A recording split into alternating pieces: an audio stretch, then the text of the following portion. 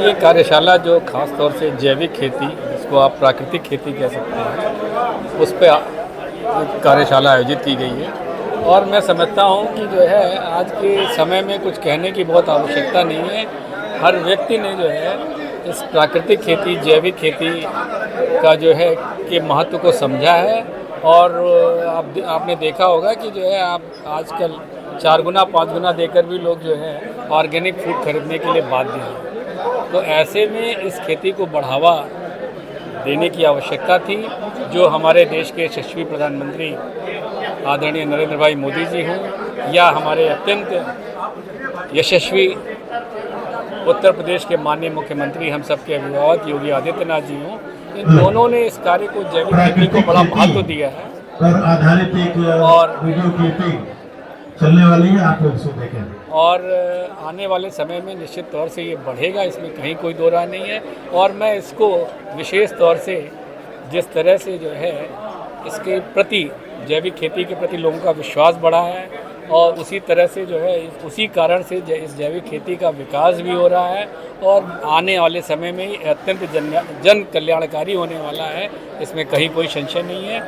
मैं इस कार्यशाला के अत्यंत सफल होने की कामना करता हूँ। एज आरसी देख रहे हैं, जिसको 3 भागों में बांटा गया है। पहला है कि विभाग वित्तीय सहायता और जो उत्पादन बनाने की ट्रेनिंग है वो देता है।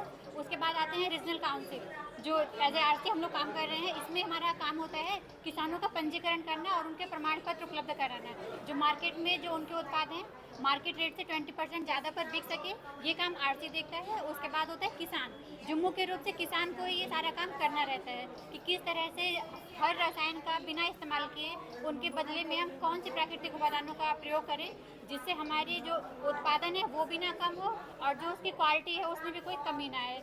बहुत लोग कहते हैं कि आर्थिक लाभ देख रहे हैं किसानों की हो रहा है। हाँ, इससे आर्थिक लाभ अगर देखा जाए तो एक तो इसमें आमदनी अधिक, डबल से भी ज़्यादा होती है, दुगनी से। जो हमारे प्रधानमंत्री जी का कहना है कि आमदनी किसानों की दुगनी की जाए, तो वो प्राकृतिक खेती करने पर उनकी आमदनी दुगनी से भी अधिक होती है। साथ साथ जो इसमें लागत लगती है वो केमिकल की तुलना में बहुत कम लगती है, और मार्केट में जब आप बेचते हैं तो इसका 20% से अधिक दाम आपको मिलता है।